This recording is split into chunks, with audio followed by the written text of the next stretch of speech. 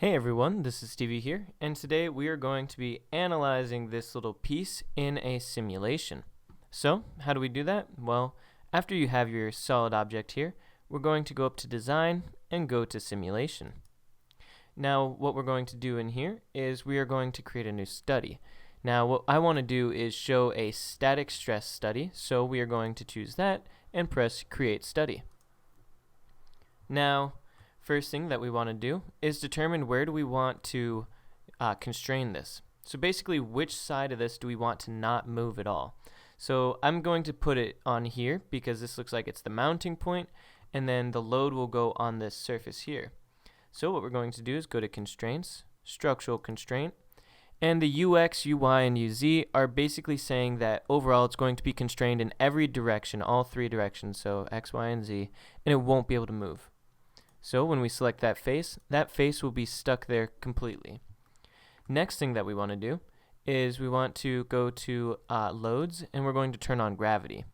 Now the reason we're doing this is because this material or this object actually has a weight, and that weight is going to impact the result of the experiment because it's also going to add some moment in here and some force. So if we take a look at the study materials here, we'll see that it says steel.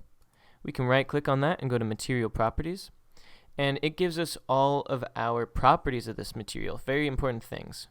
And so specifically right here real quick is density, and the reason why that's important is because that's going to give us our weight. This has a volume and that calculates it based off of its dimensions, and so all it has to do is multiply that volume by the density and you get your weight.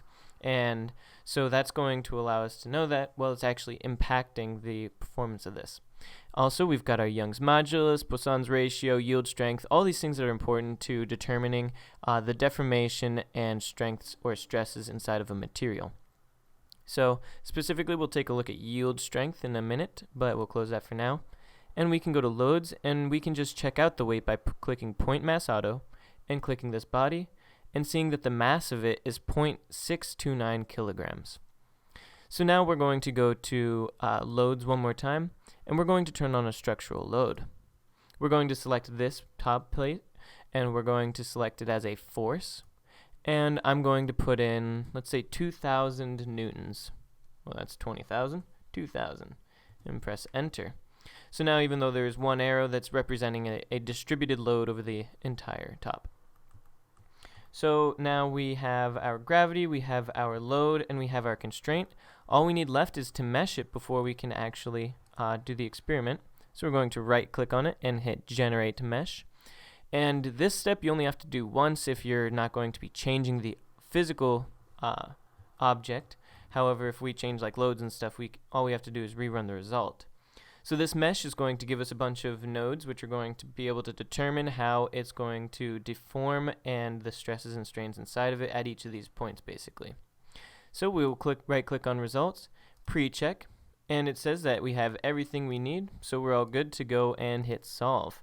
We're going to click on solve study, and this may take a minute because Fusion 360 likes to do this online instead of like the mesh is generated by your computer. However, this is generated through their cloud service, so it has to upload the file and then it has to run the results through there, and then it downloads it back here.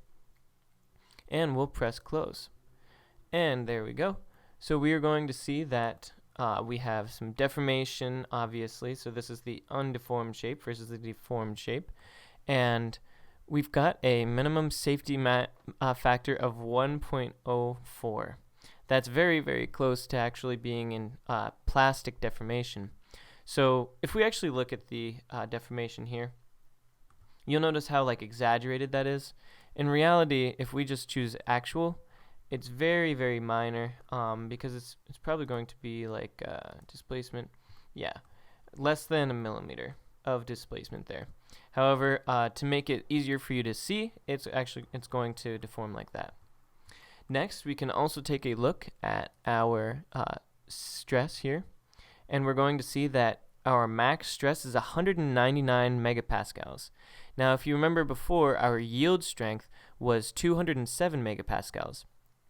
What that means is that if we were to pass that 207 mark, it would actually be plastically deformed, or this would deform like this basically permanently, specifically right here where it's the most.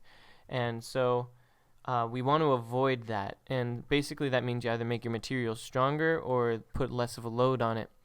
And so that's pretty much it. We've got also like reaction force, but not as important, and we've got strain. But again, we're looking at our safety factor. We're seeing that it's fine down here, that it's at a minimum right here, because that's where it's going to be really almost at nothing. But you'll see that it's pretty neat, like program, because we can actually see, like, if you want, you can animate it. So you can make 10 steps or something, or you can make it like 50 steps. Oh my gosh, that was a lot. So there we go. Basically, you can play it out, and as the weight goes onto it, you can see how it starts to deform. And let's say stress here. As it's getting more and more stressed over time as the load is fully applied. But yeah, so Fusion 360, it's not the most accurate simulation in the world. However, it does allow you to just see like where your design is the weakest, and that's pretty much what I would take away from it. So thank you guys for watching. Please like and subscribe. Comment down below what you'd like to see next, and we'll see you in the next video.